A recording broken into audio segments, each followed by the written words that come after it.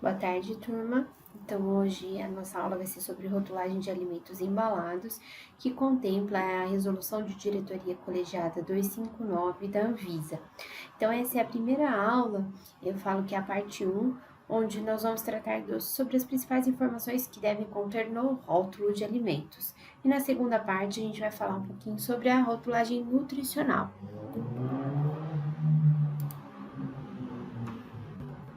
Bom, falando um pouquinho sobre a importância da leitura dos rótulos de alimentos, né? Na verdade, é através dos rótulos que os consumidores sabem exatamente o que estão adquirindo.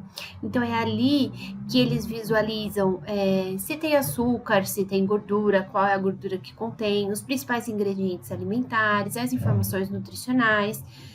Se contém algum determinado aditivo ou alimento ou ingrediente que às vezes o consumidor acaba tendo uma alergia, uma intolerância.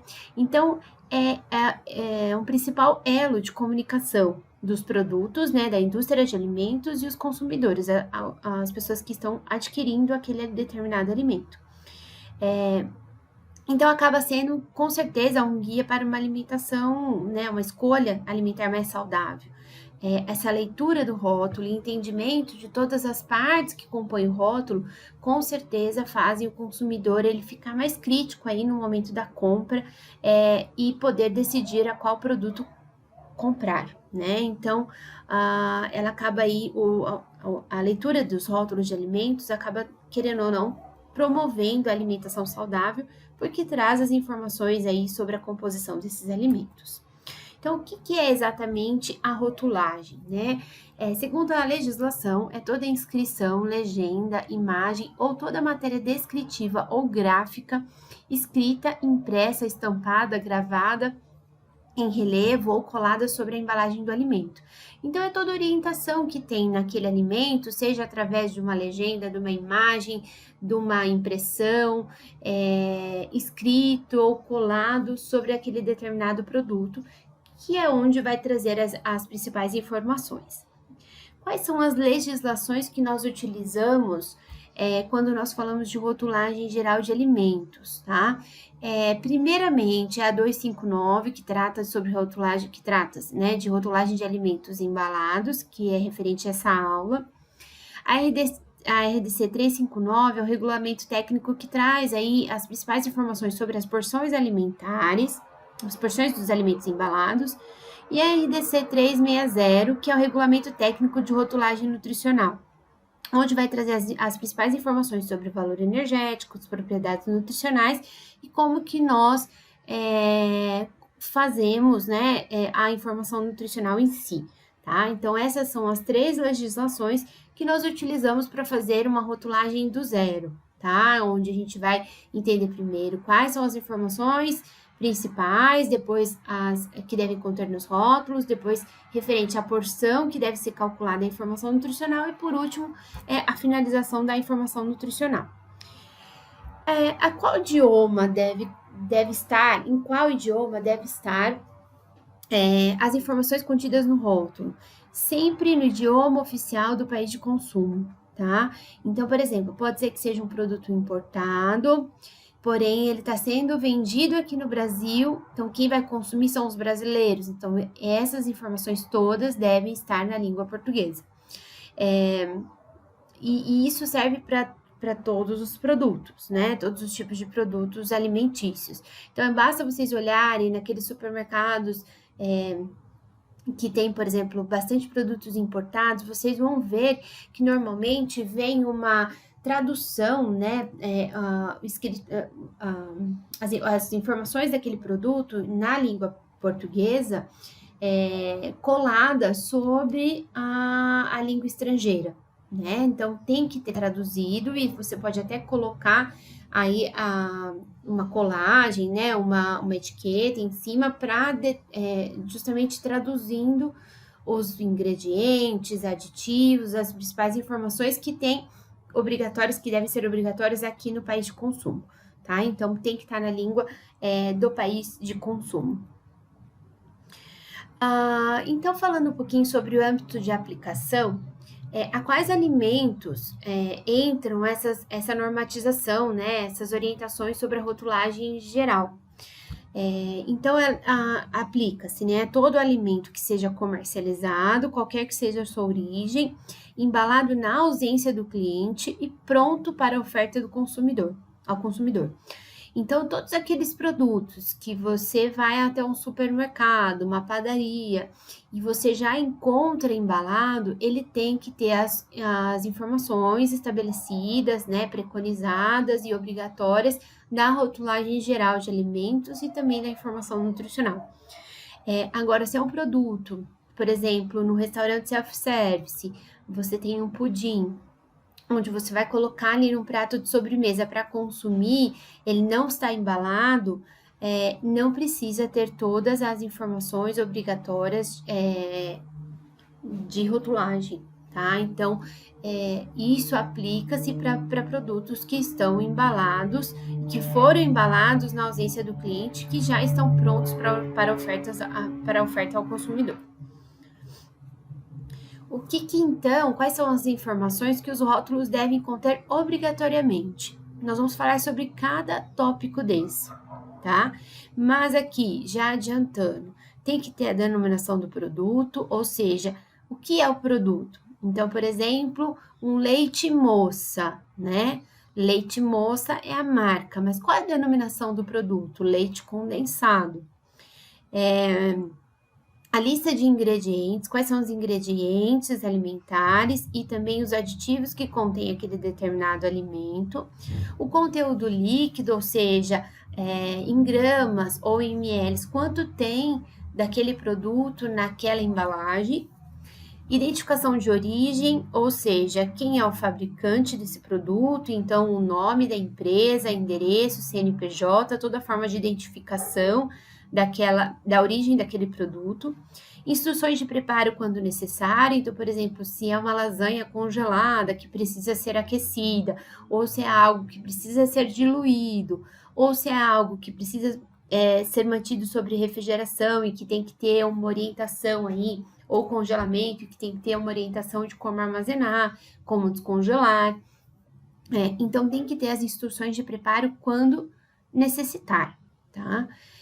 Prazos de validade, ou seja, qual é o período de validade, né, de duração daquele produto, o lote, que é uma forma de permitir a rastreabilidade do produto, e a informação nutricional, que depois nós vamos ter uma aula só disso, falando sobre o passo a passo da informação nutricional.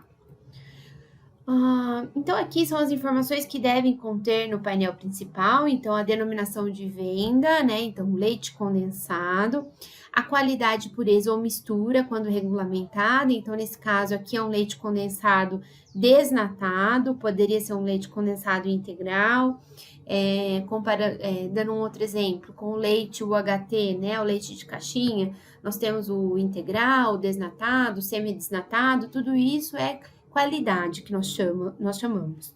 O conteúdo, então, aqui em quantidade em gramas daquele produto. E a marca, né? A marca pode ser aí a denominação consagrada, o nome fantasia, o nome de fábrica ou a marca registrada. É claro que o uso da marca é opcional, mas todos os fabricantes eles vão utilizar. Aqui é uma outra demonstração, né, através de uma imagem sobre o que nós devemos colocar na rotulagem desses produtos. Então, aqui conteúdo líquido, instruções de preparo, identificação da origem, a marca, denominação de venda, tabela nutricional e a lista de ingredientes, tá? Só dando uma outra visão para vocês aí das informações gerais no rótulo. Falando um pouquinho sobre lista de ingredientes. É obrigatório nós declararmos todos os ingredientes presentes naquele alimento, né? Então, deve ser precedida pela expressão ingre ou ingredientes e deve constar em ordem decrescente de proporção.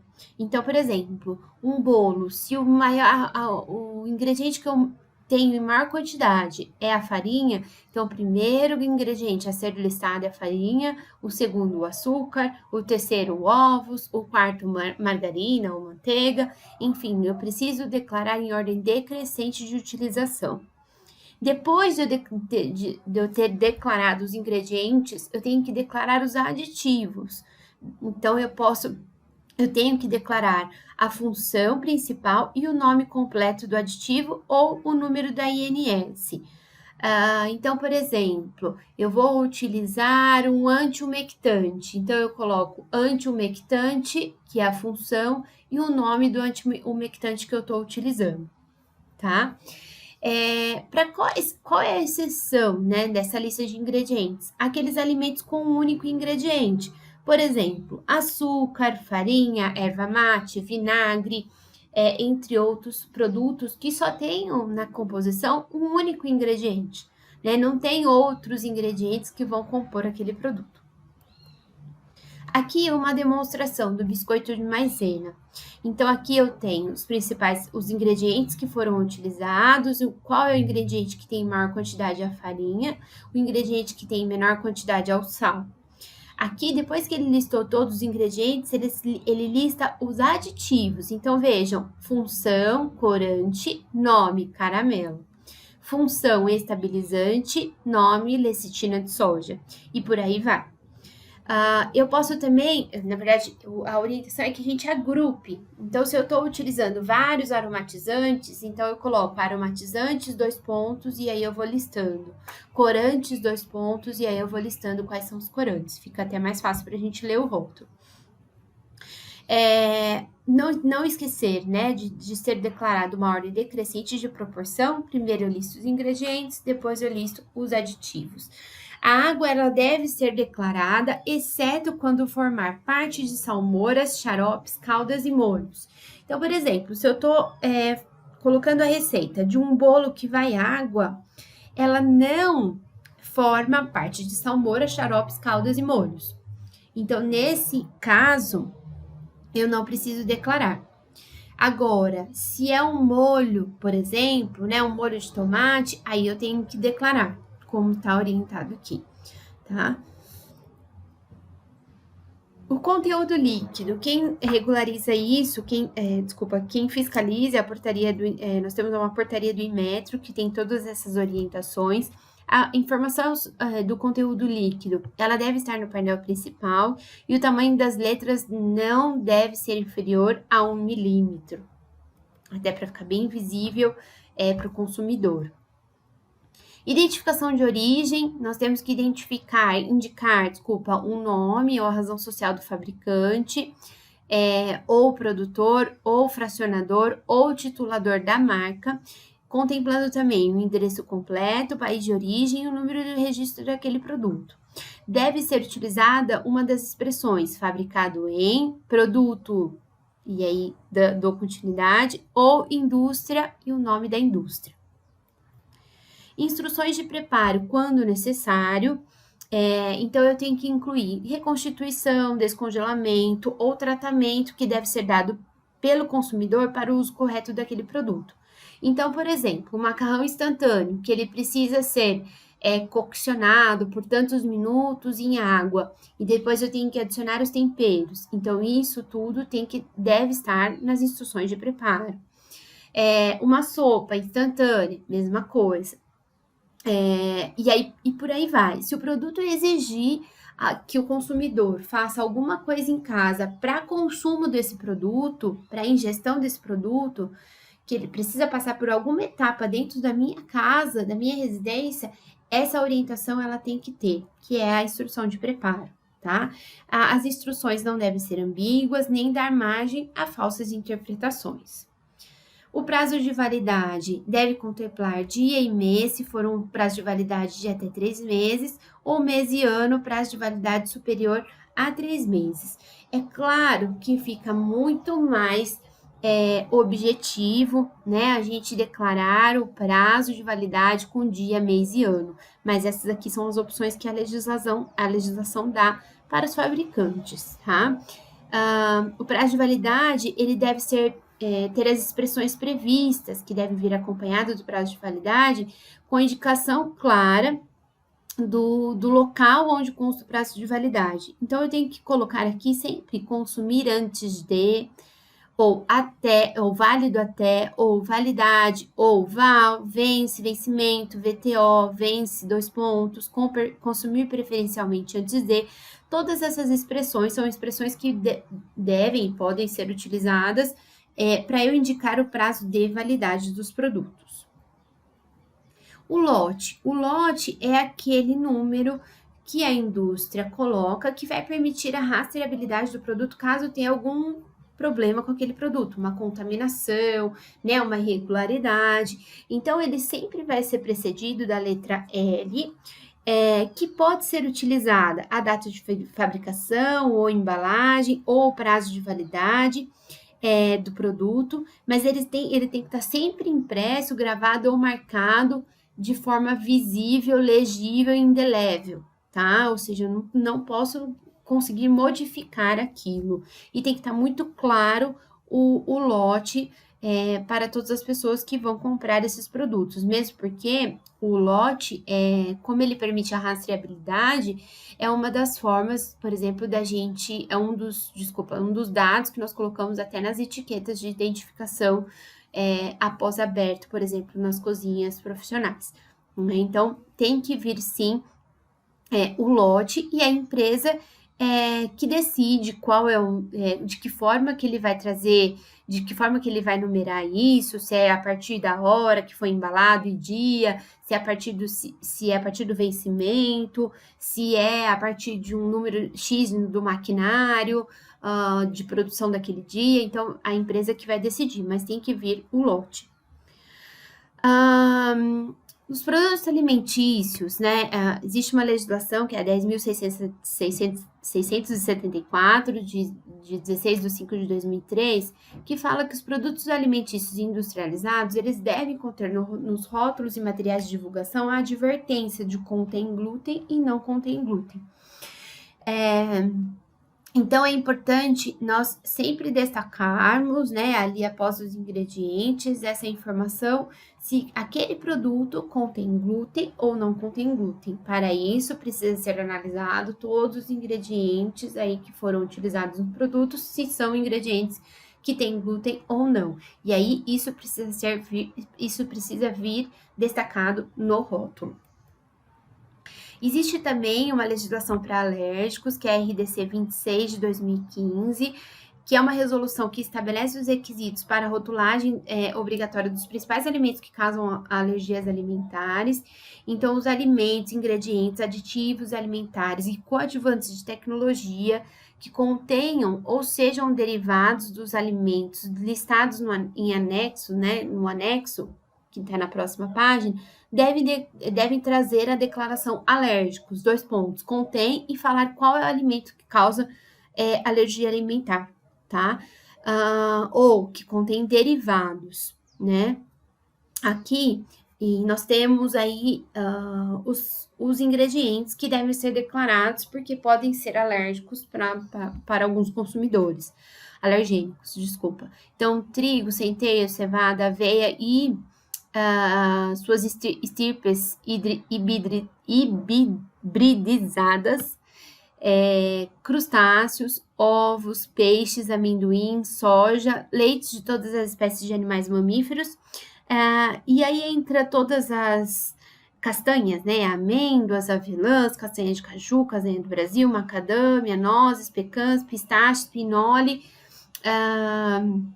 e castanhas aí em geral, tá? Então, se um alimento que você está produzindo tem um desses ingredientes, tem que ser declarado no rótulo. Alérgicos, dois pontos, né? Como está orientando aqui. Contém, por exemplo, contém derivados de amêndoas, ou contém amêndoas, ou contém leite, tá? Então, se tem um desses produtos aqui, precisa estar declarados aí no rótulo. Os rótulos ou embalagens não devem apresentar vocábulos, sinais, denominações, símbolos, emblemas, ilustrações ou outras representações gráficas que possam tornar a informação falsa. incorreta, insuficiente ou que possa induzir o consumidor a equívoco, erro, confusão ou engano em relação à verdadeira natureza, composição, procedência, tipo, qualidade, quantidade, validade, rendimento ou forma de uso do alimento. Então, aqui é o que fala na legislação, né, que nós temos que trazer a maior transparência possível no sentido de todas as informações que eu estou trazendo no rótulo.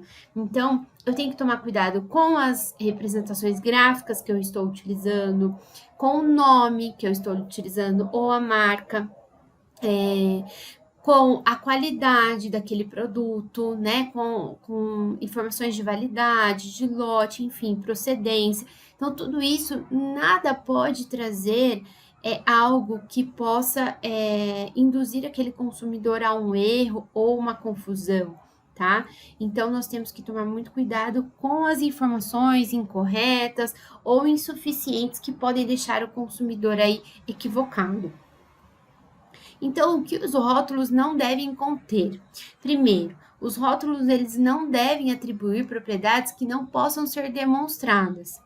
Por exemplo, produtos com uma frase ou uma marca sugerindo que o seu consumo auxilia no emagrecimento ou mantém a pele mais saudável, né? Então, por exemplo, eu trazer um produto, uma bala, uma goma de mascar, mas que tenha colágeno, por exemplo, tá? Nem sei se isso existe. E aí eu colocar como nome alguma coisa que lembre o colágeno, ou uma imagem que faz a pessoa acreditar que ela consumindo aquilo, a pele dela vai melhorar, né? Então, tudo isso são propriedades que eu estou demonstrando, que eu estou colocando ali, e que não podem ser demonstradas, né? O que não vai exatamente trazer aquele benefício. Indicar que o alimento possui alguma propriedade medicinal ou terapêutica, ou aconselhar seu uso como estimulante para melhorar a saúde, para prevenir doenças, ou como até uma ação curativa. Então, por exemplo, eu utilizar algum atributo de que aquele determinado produto ele previne osteoporose, porque ele tem cálcio, né? Ou porque ele pode até ter um cálcio ali, uma quantidade pequena, uma pequena quantidade, mas que ele pode prevenir a osteoporose, ou que ele vai auxiliar no tratamento de um câncer. Isso são propriedades que as pessoas colocam ou acabam colocando, que indicando que o produto tem uma ação medicinal ou terapêutica, e na verdade aquilo não pode ser demonstrado. Destacar a presença ou a ausência de alguns componentes que sejam próprios de alimentos de igual natureza, por exemplo, é o caso dos óleos vegetais. Todo óleo vegetal, ele não vai ter colesterol, porque o colesterol é algo que a gente adquire através do consumo de alimentos, né, provenientes de animais. Então, por exemplo, uma banha, uma pele de frango, né? É onde eu encontro vísceras, onde eu encontro colesterol. Agora, as gorduras provenientes de vegetais, elas não vão ter colesterol. Então, essa questão do atributo, né, óleo sem colesterol, é errado. Por quê? Porque nenhum óleo ele vai ter colesterol. Então, o correto é óleo sem colesterol, como todo óleo vegetal. Então, óleo de soja, óleo de girassol, óleo de milho, óleo de linhaça, eles não vão ter colesterol, porque todos eles são de origem vegetal. Então, aqui, pessoal, são as principais informações sobre rotulagem geral de alimentos, onde eu utilizei as portarias aí referente às legislações de alimentos, principalmente a RDC 259, todas as informações estão contidas nessa resolução, mas também as legislações que complementam a 359 e a 360. Obrigada.